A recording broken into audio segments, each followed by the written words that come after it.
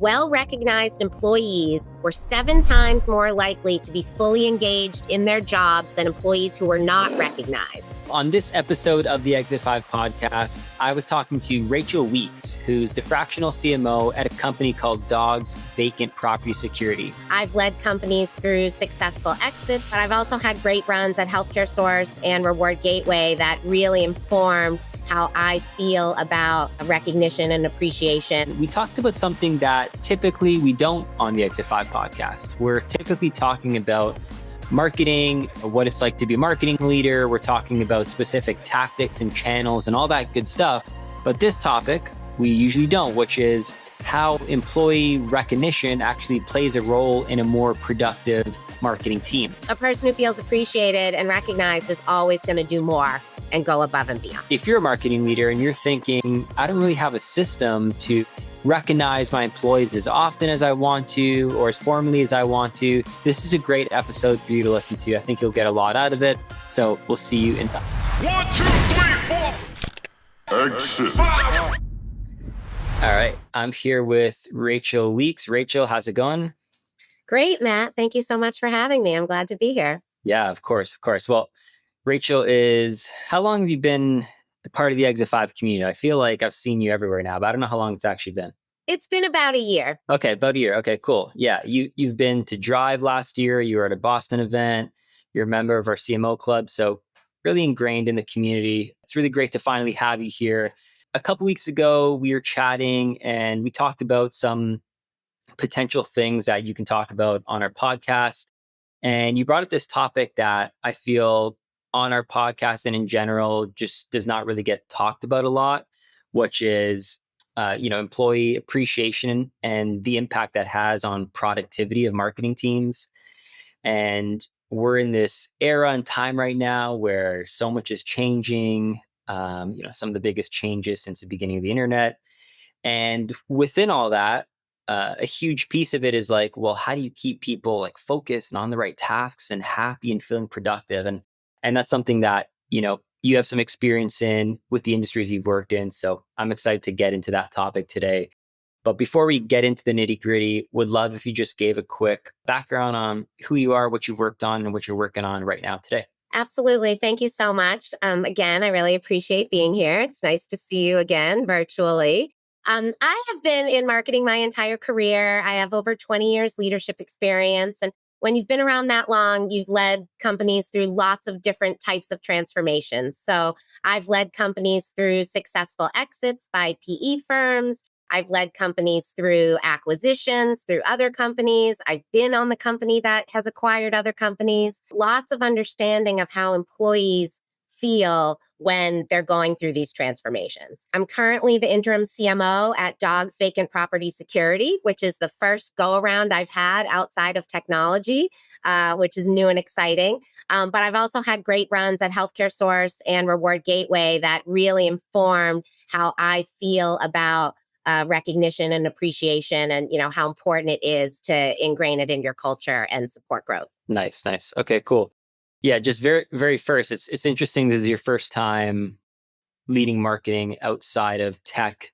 Just like, I know this is like a bit of an aside, but I'm just curious, like, what are some big differences that you've seen on your end to start there? Well, it's definitely our employee population. And I mean, it's great that you asked me this, Matt, because it's particularly relevant, in our environment right now. We are a vacant property security company, which means we keep vacant properties safe from intruders. And it helps keep property values up. It helps keep communities safer. So we've got field teams that are actually doing the installation. And then, of course, we have our corporate teams. So when you work in companies that have a different types of workforce, you want to make sure that everyone understands what their role is towards like the ultimate goal. It's not just about putting up the door and window guards. It's about securing the community and the value that you as an employee are providing toward that end.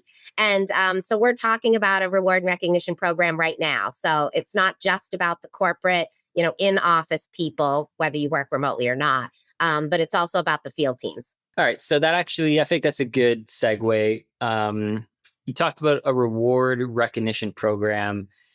I feel like I've had a couple of these at companies in the past, and I don't know if they were makeshift or powered by some kind of software, but they always felt kind of corny and cheesy. They probably just weren't designed properly. So I guess like just backing up, what is a reward recognition program? And like from your experience, how have you seen companies build one that actually works? Yeah, absolutely. The most important thing about any type of recognition program is that it comes directly from executive leadership. Like they have to believe in the program. They have to support the program, by putting resources behind it, which, may just be one person or, it may be a budget to invest in a platform and invest in financial rewards. But you don't need a platform to launch, a recognition strategy within your company. You just have to have a team that believes in it and people who are dedicated to making it happen.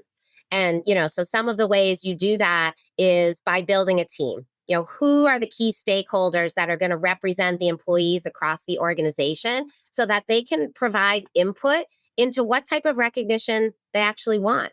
Not everybody wants the same type of recognition. Some people want it privately. Some people really thrive on it publicly. And so if you can build, a little task force that would typically include someone from HR and someone from marketing, and then a few representatives from across the company that can, speak for, their members of their teams and what employees want. And so like at Dogs, for example, we would definitely want to have at least one person from our field leadership team, on the committee, as well as having someone from the corporate team. And then you talk about, well, what types of behavior do we want to recognize? What are the things that we want our employees, to emulate to be their best selves so that they can show other employees how, you want them to behave? And there's a lot of different ways to do that. Yeah. Okay, cool, cool. Yeah. So let's get into that. It's a smart point around like needs to come from executive leadership. I've seen where it's essentially just something that is rolled out by HR and leadership is also treating it as like a secondary thing.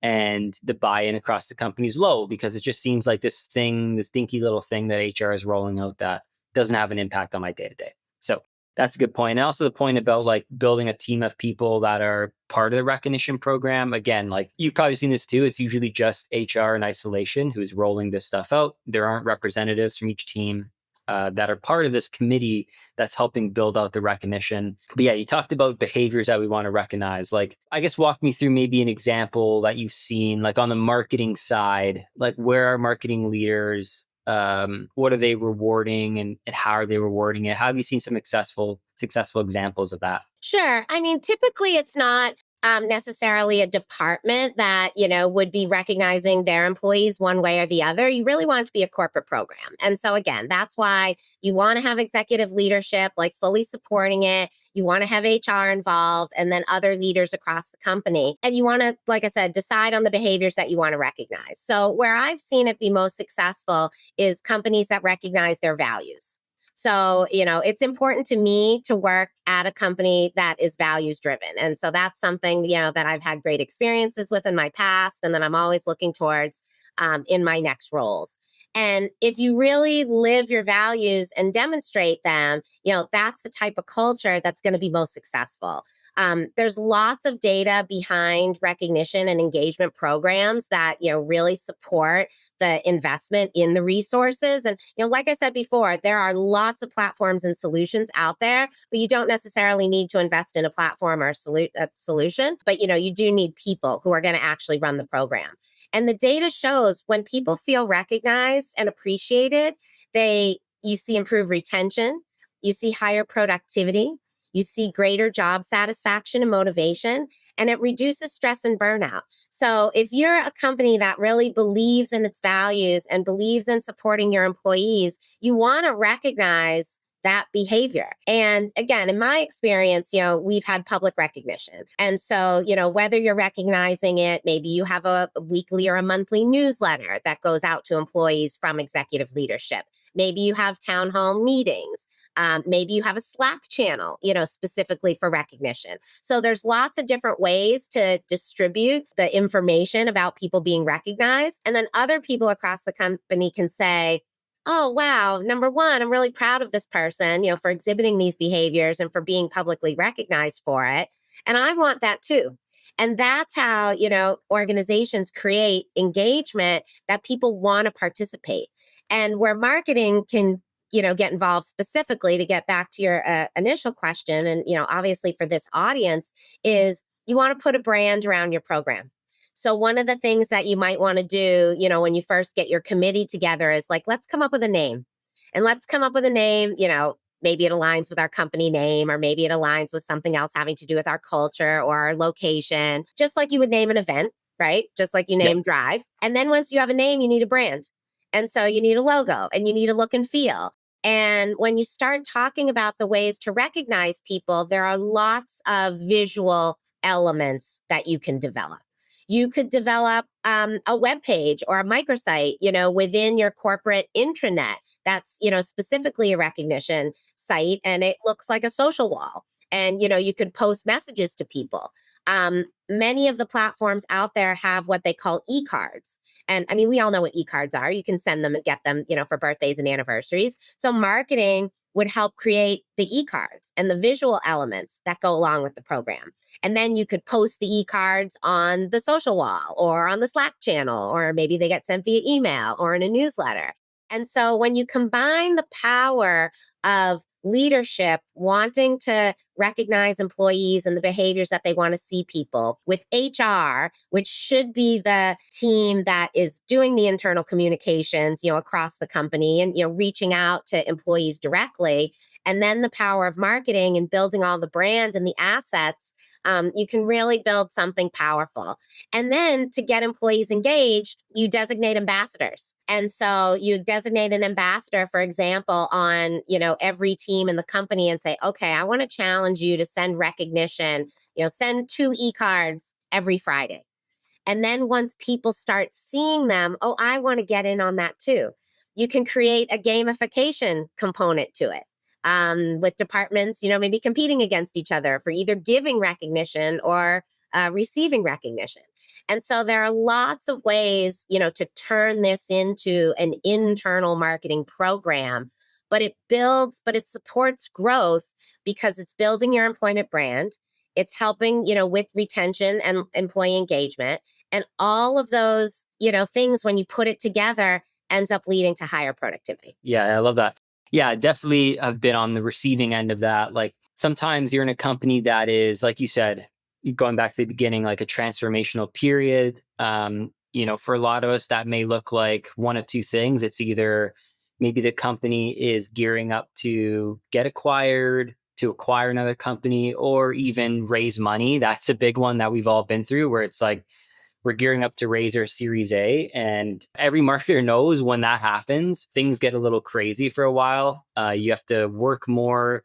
Everyone's under more stress. Pipeline targets become really strict, right? Because you need to hit them in order to get your raise, or get the company to raise the money. So that's a big one. And I've definitely been through the period of going through all those tough times and receiving no recognition. Almost like it flips the other way in those periods, where it's like, all of a sudden everyone's coming down harder on you and recognizing the things that you do less and less. And I find those are a lot of the transformational periods where they either lose a lot of their employees, or retain them and ensure they're more loyal and productive than ever. Especially, like, they may not lose the person right away, but like you've probably been like me, where it's like in those periods when you're doing so much and not getting recognized, you make the decision that you're not going to stay here for too much longer. And maybe you don't look that day, but the seed of doubt has been planted in your head, and that's really all it takes to make that decision, to make a move onto another company, right? And I think especially just with AI. I mean, AI, like we said, is the biggest technology transformation, that we've seen probably since the beginning of the internet. And we know that it's impacting marketers, so significantly, if not more significantly than other industries, I mean, or other sectors. But, we're all adapting to integrating AI into our teams to increase productivity and increase output and increase our strategic capabilities. But we don't want to do that at the expense of diminishing the value of the employees that we already have. And so, like, a couple of examples that I know people have come to me with, that, when their boss says, oh, just do it in ChatGPT.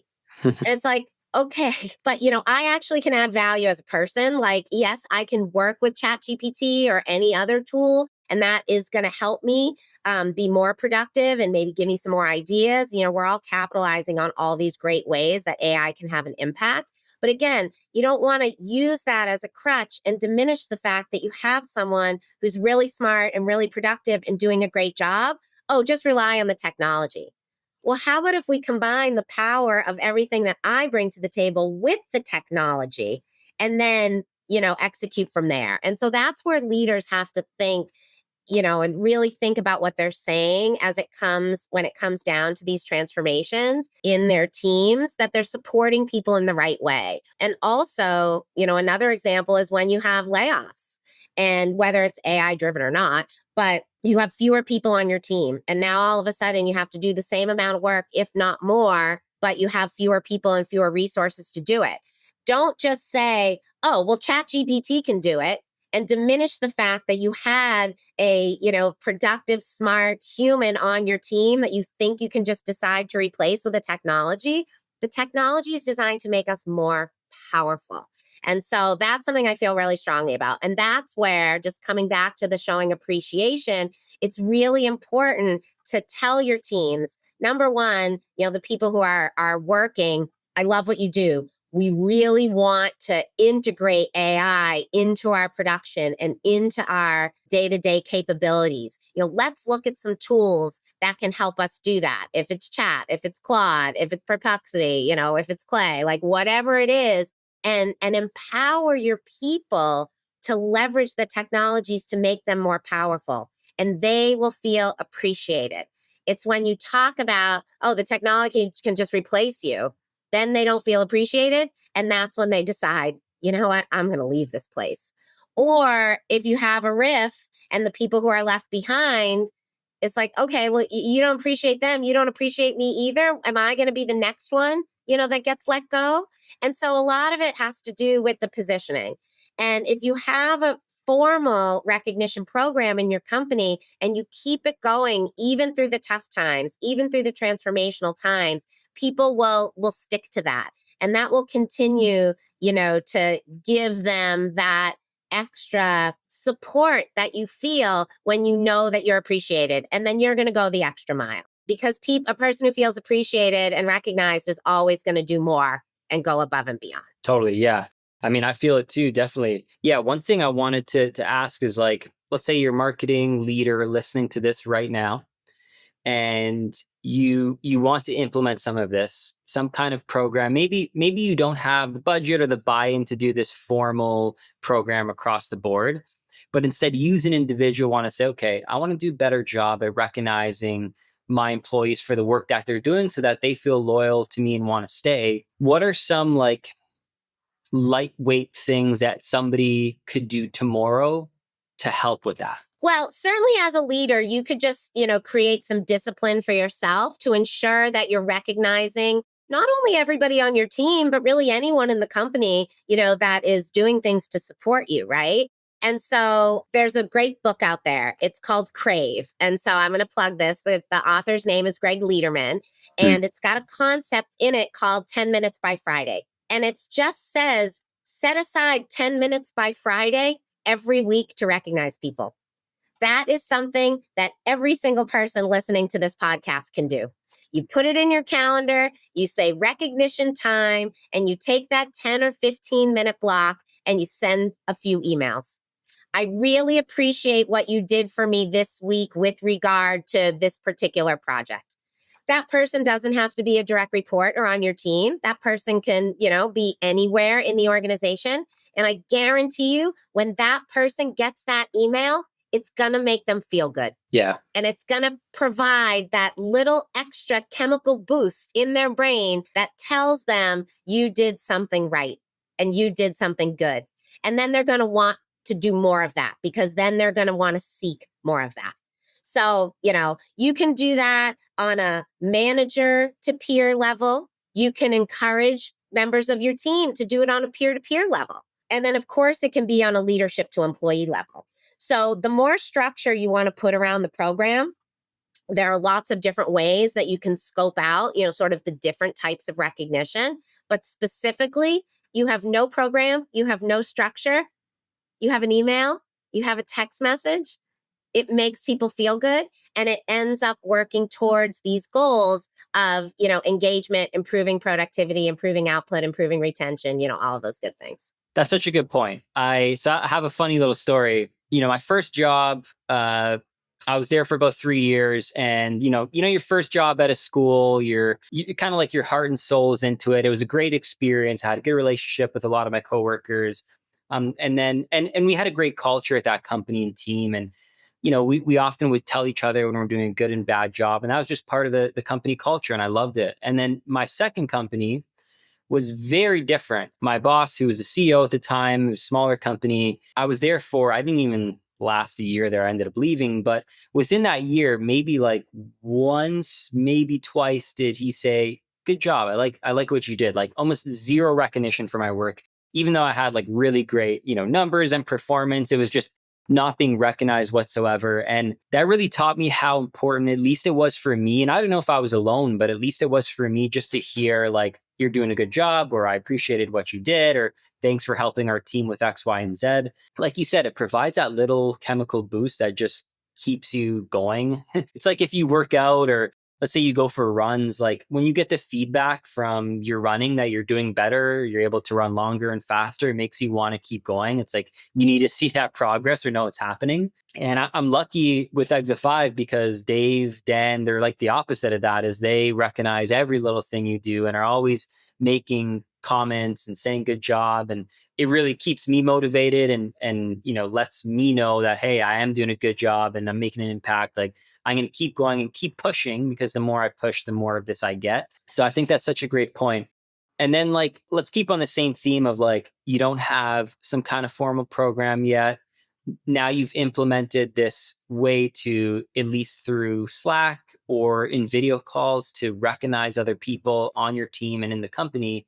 So we have that, let's say we have that down packed. Now, what are some bigger things that somebody could do maybe on a quarterly or yearly basis? Again, they don't have a program, but they want to implement something that's going to help their employees feel more recognized. Yeah, absolutely. Yeah, there's lots of type of ways that you can recognize people, right? One example that I gave is values driven recognition. So, if you see somebody living the values of the company, and whether you have an e-card for that or not, you can just send them an email, and then maybe that gets announced in an employee newsletter. Right. Or at an employee company meeting. There's performance driven recognition. We all have specific goals. It's very common in sales, for sales performance to be recognized, at President's Club or, whatever. But you could do that same type of recognition, maybe not sending people on a tropical vacation, but you can do that same type of recognition for performance based goals. The person on their marketing team, achieved their pipeline goal. Like, let's recognize that publicly, because you don't see that as much. You definitely see, it's all about sales, and sales closed this many deals, and, generated this much revenue, which is great. None of us would be here, without it. But there's also a lot of things that go into achieving those goals. And maybe for talent acquisition, it's the goal of, filling X number of jobs per quarter. And maybe for marketing, it's pipeline. And maybe for operations or support, it's limiting the number of support calls. So there's lots of performance driven and activity driven things that can be recognized. I've said this already in a newsletter, at a company meeting. But another thing that companies can do is they can do an awards program. They could do awards once a year that, maybe employees vote on them. Maybe it's, vote for your teammates that you've seen exhibiting their values. And, they get recognized, in a big way, because it's an annual type of recognition. So, I've seen that. We did that successfully at my last company at MP. We called them the Core Value Awards. And so every year, we launched the program on our company call, and we set up a website that you just, voted for who you wanted to vote for, what value they were exhibiting, and why. And, I think it was like all on Google Forms. So, you don't need an expensive technology platform that somebody needs to manage and administer. You just need an internal champion who's going to own the program. and then working, like I said, with marketing and HR collaboratively to develop the assets, develop the brand, and then the internal comms around it, those can be really powerful. And that's something that can be really fun. This kind of reminds me of a story like at a first company I was at. We did a quarterly all hands, which a lot of Mhm. companies do. And in the quarterly all hands, I remember there was like 4 awards that were given out for the quarter. And we were a startup, so like one of them, as an example, was like the best double hatter, which at the company meant like the person who wore 2 hats. Like at the time, I was actually in sales. I wasn't in marketing, and I was doing marketing and sales because I was really interested in marketing. And I got the double hatter award that month, and I was just like, oh wow, like the CEO actually recognized that I am going like above and beyond and like doing like wearing 2 hats. And that actually was like a big reason why I wanted to continue and go into marketing. Was like, I was like, okay, I'm actually like, sales is cool, but I like this marketing thing and I'm getting recognized for it. And it motivated me to want to get into marketing and go Mhm. the extra mile. And it also motivated me to wear that core value in the company, which was like to take on multiple hats within the company. Like a startup, you kind of need your hands everywhere, right? So it motivated me to like live through that value of the company through the recognition. So that's a really, really cool piece that you made. That's a perfect example that it totally validates what I'm saying. Yeah, exactly, exactly. How about like, so you talked about like e-cards and stuff like that. What size should those e-cards be? Like, how much money should people be giving their employees? Like, what from an award or reward perspective, what type of things have you seen these companies do well? That's a really good question. And I should definitely clarify that an e card isn't necessarily like a Visa gift card.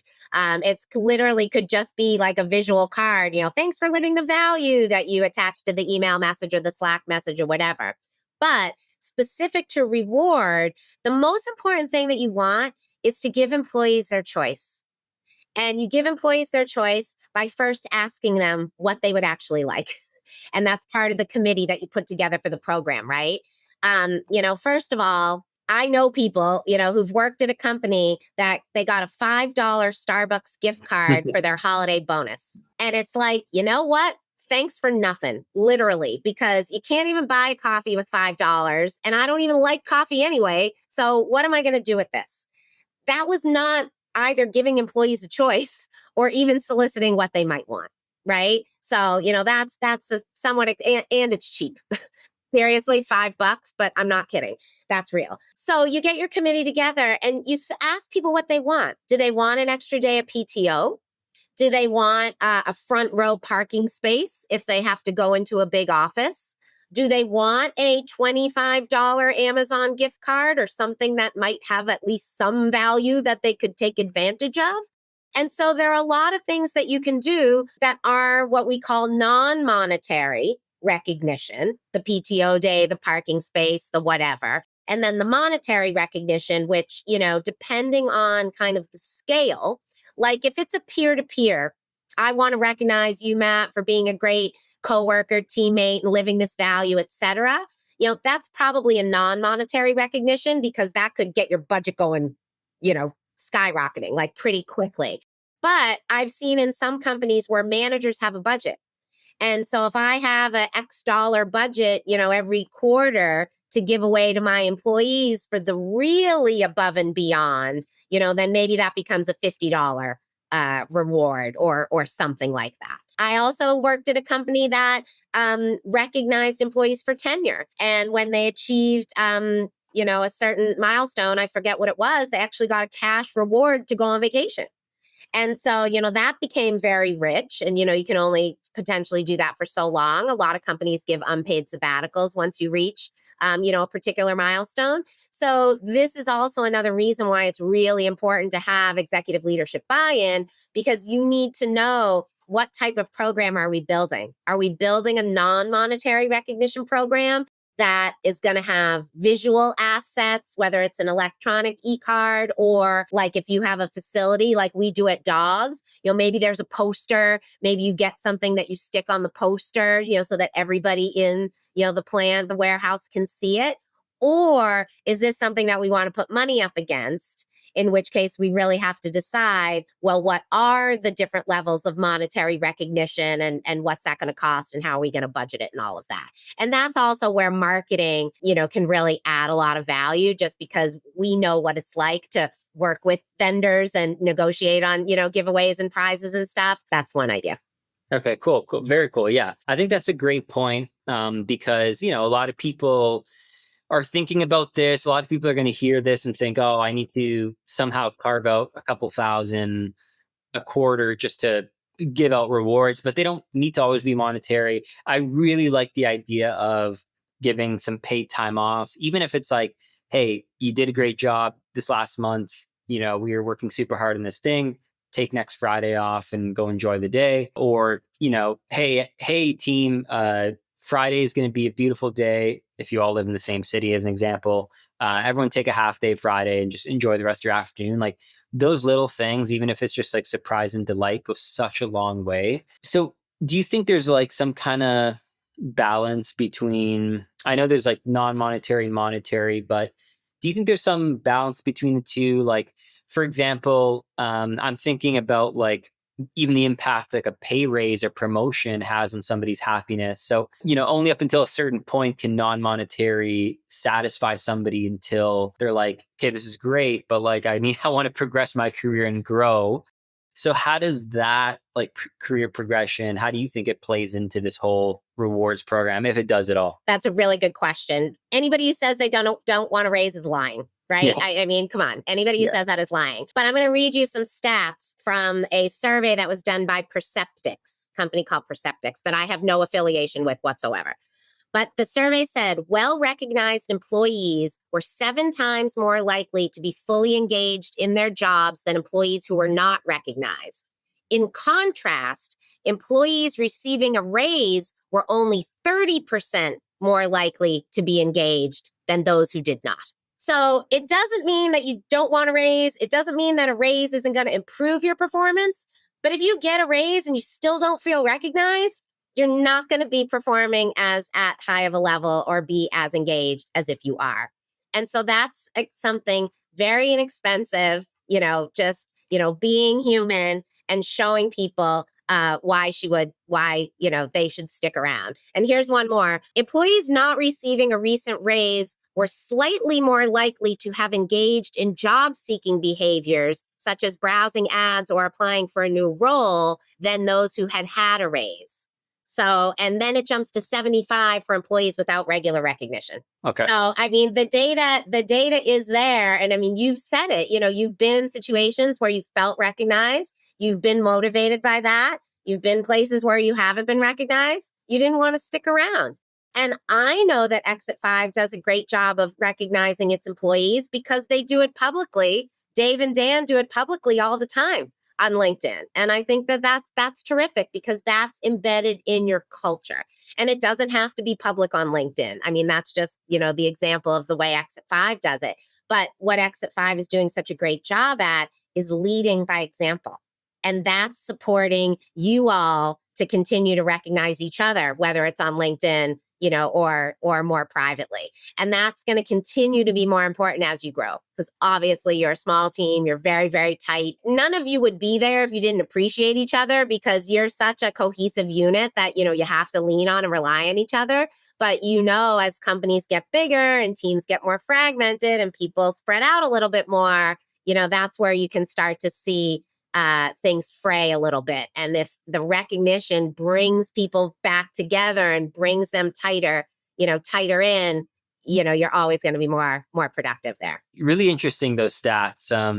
Hearing them, it's like, whoa, that's a little shocking. But then you think about it and you're like, oh, that makes a ton of sense. Like every single day in and day out, you're not necessarily thinking about, oh, I'm making an extra 30 grand this year versus last year, so I'm going to keep pushing. You're kind of in the weeds of things. And what really keeps you going is like, is my work meaningful? And are people recognizing that I'm doing a good job? And how's that helping me progress in my career? Like, that's what you feel every day. A lot of us have been in situations where maybe you switch companies and go to a new one and they're paying you 25% more than your last company, but you're not as happy. If anything, you're less happy because the culture of the company sucks. And it could be down to recognition or something else. But I think the point is like everybody wants a certain amount of baseline money to do the job they're doing. And everyone wants to be paid well, there's no doubt about it. But feeling recognized, feeling like you are doing a good job and people appreciate you is worth the extra 10, 20,000 that you may get in another environment that you're not getting. Yeah, it 100% is. I mean, you've been around long enough. You've been in a company with a bad culture, and I have one, specifically that was really challenging and difficult. And I mean, there was no recognition, but I mean, it wasn't just that. It was just a not great culture. And having previously come from a company that had a strong culture and had some informal recognition, going there, I said, I didn't realize how important to me it was. And Yeah. so then I was lucky enough in my next role to go to Reward Gateway, which actually has a reward and recognition platform for their product. But we also just really lived and breathed it from a cultural perspective. And, some additional data that we collected during my time there was that 75% of US employees say that morale and motivation would improve if managers would simply say thank you more often. How easy is that? Yeah. We shouldn't need to be reminded of that. But if you need to put 10 minutes in your calendar every day as a reminder, say thank you. That's what you got to do because it'll work. And of the top 10 non financial rewards to motivate employees, number one is public recognition and communication. So, yeah, some people feel shy and don't necessarily want to be, recognized publicly. But at the end of the day, it's motivating. So I know I rattled off a bunch of data points there, but I think it's important and it's relevant because it's not just this nice, fluffy, nice to have thing. And, if you can figure out how to do it because you have the leadership that's dedicated to it and you have marketing and HR who can partner together on the program and engage other employees, you can make it happen internally. And then if you really want to put some, fuel on the fire and crank it up, you purchase a reward and recognition platform of which there are many, many, many out there to choose. Those are great points, great stats. The one about saying thank you more often is like, it sounds so simple. But I'm not gonna, laugh at anyone who maybe doesn't do it as much. I could see why, if you're, stressed or if you're just doing a lot all the time, it may be a second thought to actually just say thank you more often. So I think it's such a great reminder and how powerful it is. We both talked from personal anecdotes of how much that helps us. I know for me, it helps me a ton to keep me going. So yeah, I really like the point of like just saying thank you more often. And then the public recognition one. Yeah, like you said, people might be shy and maybe they don't like being the center of attention, but there's no doubt about it that when the most senior people in your company are telling others, hey, this person has done a great job the last month or two, it just makes them happy and fuels them and wants them to keep going. And another interesting point, something else that I thought of is, I've talked to other people in marketing before and I've talked to them about, how are you liking this new job or how's your relationship with your manager? And they would tell me everything is great, but I still don't really know where I'm at with my manager. Like they're not really telling me whether I'm doing a good job or bad job. They're just kind of keeping me in limbo. That's a tough situation to be in because you can't really shake it out of somebody. They just kind of need to tell you. But one thing that I think you can do, let's say you're a marketer in that situation. So putting ourselves on the other side of it, you're a marketer in that situation who's not really receiving that verbal feedback, but you want to. What I always tell people is like, just tell your manager, like, hey, one piece of feedback or like, one thing I'd love is like to know, like, where do you think I'm at? Like, do you think I'm doing a good job? Do you not think I'm doing a good job? And then most of the time, people will tell you you are doing a good job because if you were doing a bad job, they would have already told you that. So they'll say, yeah, no, you're doing great, yada, yada. And then at that point, you can just say, great. Like, for me, like, what really keeps me motivated is just like hearing that often and just knowing like when I'm doing a good job, when I'm not. That consistent weekly feedback is really important to me. So we really appreciate if we can just get a more regular cadence of that going. Yeah, it's really important for employees to speak up for themselves. And that's hard. I mean, it's hard when you're just getting started in your career. You don't necessarily know what the appropriate boundaries are of what you can and cannot ask for from your manager. But at the end of the day, it's always okay to ask for clarification of what can I be doing better? So then they can say, you're doing this really well, and you can do this to do better. But it's really incumbent upon managers to not let their employees feel like they have to ask. Yeah, I You know, agree. we I agree. shouldn't we shouldn't be putting them in a position that they don't know where they stand. It's our responsibility as leaders and as managers to make sure that we are regularly communicating where they stand, giving both positive and constructive feedback, and then recognizing them appropriately, especially when they respond to that feedback. There's nothing better than being told, like, oh, like you could really do better in this particular area if you did this. And it might be discouraging at first to hear, like, oh, I'm not doing a great job. But then you respond to that feedback, and then you get told, you did a really great job. You responded to the feedback that I gave you, and I'm really proud of you. And that's incumbent upon managers, to make sure that we're doing that. I agree. It's the onus is definitely on the manager. Like Dave talks about this a lot, but he said, when he worked his way up from the marketer to the leader, your job actually becomes more about leading people than it is doing the marketing, which probably kind of sucks. I haven't been in that situation, but I love doing marketing, so I'd rather just do that. But yeah, it's like you said, it's on the manager to learn the skills of managing people and implement those. And you may be a really good marketer, but even something as simple as like when you start managing people, not only being able to direct them, that part probably comes easier because you know the marketing stuff. It's more about like how do I keep them motivated and happy, and how do I make sure that they want to keep doing good work for me and my company. And I mean, there could be a whole entire other podcast on leadership development and leadership training and all of that. But I think that we all know that a lot of people get promoted to leadership positions because they're really good at their function, but they don't necessarily get the training on how to be a good leader. And if you've had good leaders who've led by example and you're following their lead, then, more likely you're going to become a good leader too. But you might not know that they're the good leaders because there also might be bad leaders and Yeah. people exhibiting not great behavior that you see as the leading by example that you may or may not know whether or not you should be doing it. I certainly know throughout my career, I've had leaders who've behaved in ways, and I don't mean like bad ways, but just behaved in ways that I've said, you know what? That's not my way. I'm not going to do it like that, when I'm in that position. But if you don't have any type of guidance on, effective leadership, it's really hard, to just figure it out yourself based on all these, there's the examples out there. But it's the examples that make you feel good that you're going to adopt and then carry forward, in your career. Such a great point.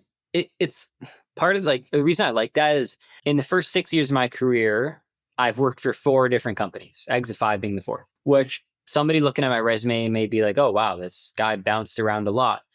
But one thing that I'm so grateful for is within that, I've been able to see a lot of different types of industries and marketing, et cetera. But I've been able to see a lot of different leadership styles, 3 very distinct leadership styles before Exit 5. Like at my first company, there was a lot of camaraderie, like I said, a lot of good recognition, but there was also really harsh feedback at times. Like, and I just thought that was normal. I was like, I just need to get tough skin, and harsh feedback is part of what I do. And I just need to take it and improve. That came with like months of getting drilled by your manager before they'd finally ease off. And it was really tough and super stressful. And when I went to my second company, that's just what I expected to happen again. I was like, that's just what it's like to work in this industry and to be in tech. Your managers will chew you up sometimes. And then in my second company, that never happened. And I was like, okay, this is totally different. And then Mm-hmm. when I went to my third company, I was like, okay, maybe this is the time when I'll start getting chewed out again. And it never happened. And then it still hasn't happened since then. So what I learned through that is like, oh, like there's actually like very different ways to do the same thing.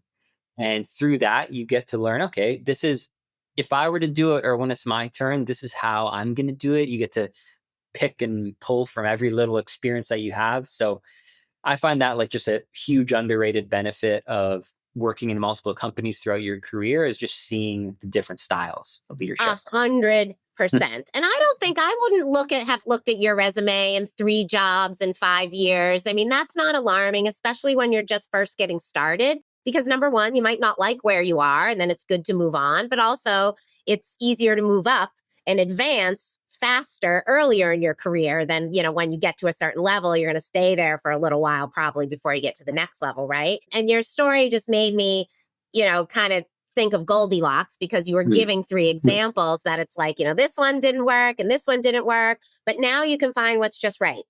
And that's what's always the benefit. And, I've worked with people who have spent their entire careers at one company and they've been really successful within that one company. But there is definitely a sense of they've never worked anywhere else. They don't have the experience, whether good, bad, or indifferent, it's just more. And, we all benefit through that, from that throughout our careers for sure. Awesome. Okay. Well, this has been a great conversation so far. I guess just like one thing that I wanted to end off with, one of the hottest topics right now, a little bit different than we talked a bit about AI, but I just want to like drill down on that a bit. Like you were in an in-house marketing leadership prior to the role you're in now. You're still in a marketing leadership role now, but it's on a fractional basis. Is that right? Yeah, on a fractional basis. In this time period, obviously, AI has been knocking at your door as a marketing leader. What are some things that like you've been doing? Maybe what are some like unlocks that you've had with AI? And then also some things of like, how have you been helping your teammates adopt it and use it more? That's a really good question. So I'm going to speak to my last role where, I was full time and I had a team. And, we started to use AI just as, almost everybody did in the content part of the team, right? How can we, light a fire under the amount of content that we can produce from a given source? So, we experimented with, ChatGPT, and we experimented with Claude. Here's a webinar. We need to turn it into a blog and to 3 LinkedIn posts and, an email campaign. And I think that's where a lot of marketers are getting started.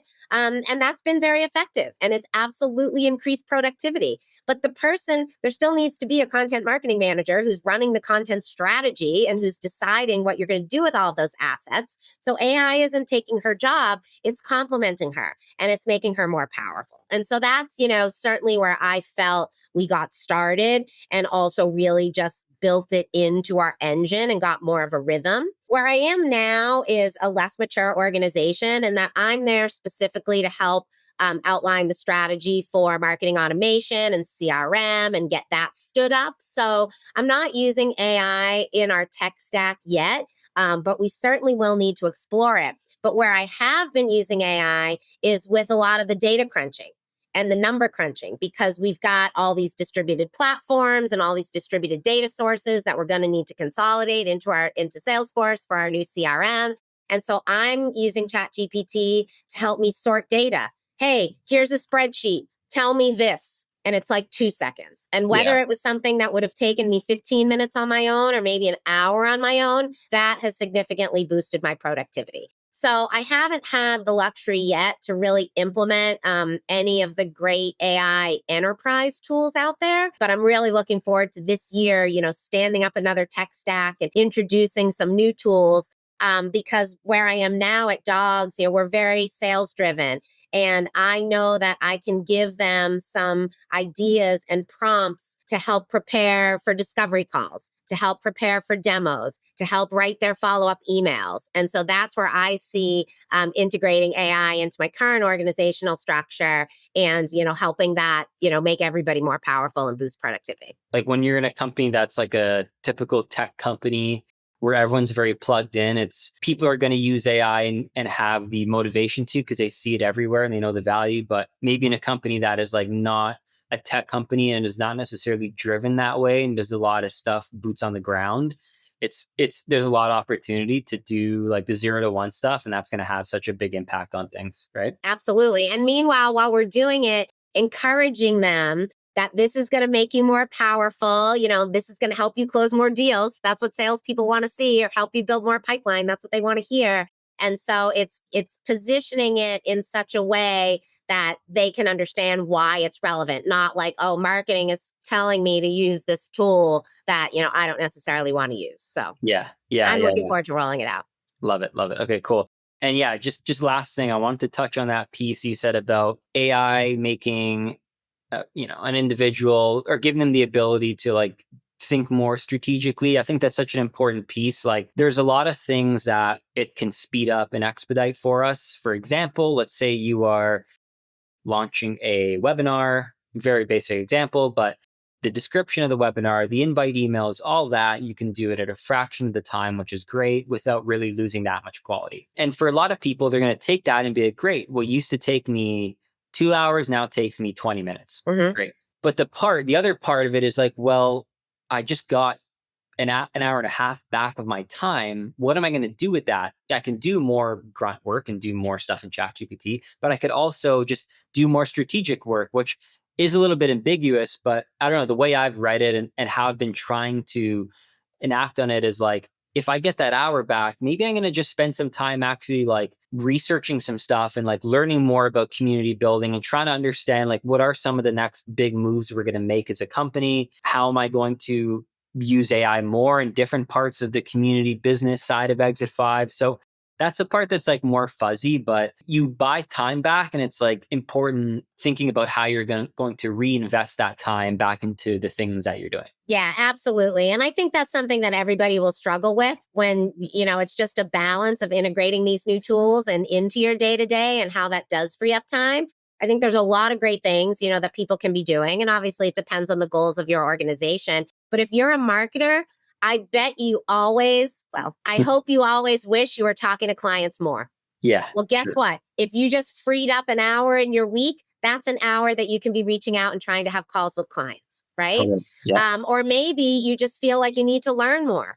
Well, guess what? You could find a webinar every day, whether it's Exit 5 or any of these other communities or so many things out there. You could find a webinar every day on integrating AI, into your organization. So use that extra hour a week to go, educate yourself. So I think that there are lots of different things. And again, this is where leadership needs to play our role in, creating some structure around this transformational time that is working with employees. Well, what do you need more of?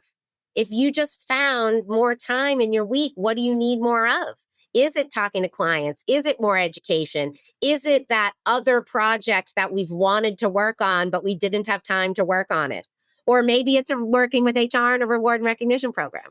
So, there's never a shortage of things to be done, whether it's for you personally when you find that more time or, to support your organization. It's just going to vary. But again, that's where leaders, can really help, working directly with your teams. Because also what's right for one person isn't right for another person. There's probably someone on your team that really needs a little bit more, AI education. And then as a leader, you could help them find those resources. Then there's somebody else that's been totally, self-exploring it for 2.5 years already. That's not what you're going to suggest they do with their time. But, you can find something else.